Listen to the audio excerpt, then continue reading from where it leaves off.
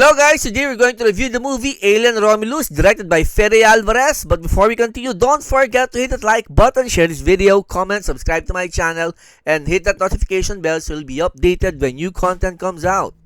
One thing I always hated as a child was when I couldn't see things in a movie.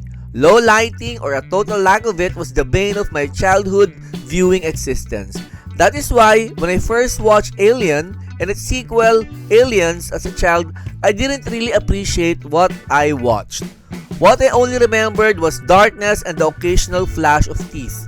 Only when I grew up and had built up a library of movies did I finally get the whole point of darkness in the Alien franchise. It was of course for the audience to share in the dread of the characters who were helpless as they were hunted by xenomorphs. With Alien Romulus, that sense of dread is sorely lacking.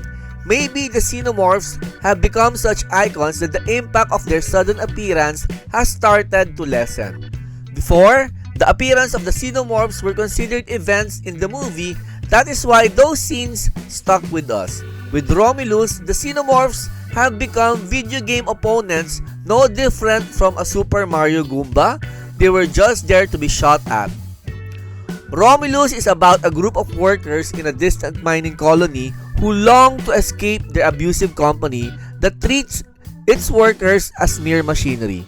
Since their supposed escape is going to take years, they try to steal cryogenic pods from an abandoned facility that orbits the colony. And you don't get points for guessing that the facility houses xenomorphs. Central to the movie is the relationship of two of the main characters, Rain, played by Kaylee Spaney, and Andy, played by David Johnson, who is a synthetic being programmed to protect Rain, who treats him like a brother.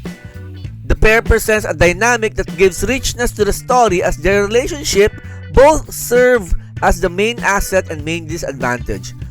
Johnson deserves special mention as he gives a very nuanced performance in the movie, switching temperament convincingly as he is given new programming. Sadly, the other characters are just meat for the xenomorphs and are not even worth remembering. Though there is one character in the movie who is a nice callback to earlier movies. The movie feels like a tribute to the other movies of the franchise as there are elements in the movie that could serve as nice Easter eggs to followers. Unfortunately, that attempt to give tribute cuts the legs off of this movie as Romulus now felt that it had a hard time standing up on its own. It felt like someone asked ChatGPT to make a movie about the xenomorphs by feeding it the scripts of the previous Alien movies. The twists are predictable and you can see what will happen from miles away, and this drains the movie out of its horror aspect. There is no more surprise or shock. But to be fair, there is one sequence involving the blood of the xenomorphs that turned to be a very cringy, scary delight. While the movie does not add anything of real value to the franchise, it is still a competently directed film. Director Fede Alvarez gives us sequences of utter horror like the facehugger chase and sequences of utter beauty like those shots showing the rings of the colony planet. This movie falls somewhere in the middle when it comes to the ranking of Alien movies. It is good enough for a theater viewing but not good enough for it to be in the same sentence as Alien and Aliens. So that's the review for Alien Romulus directed by Fede Alvarez. This has been Kulas for Tambe Reviews. Thank you for watching. Keep on playing.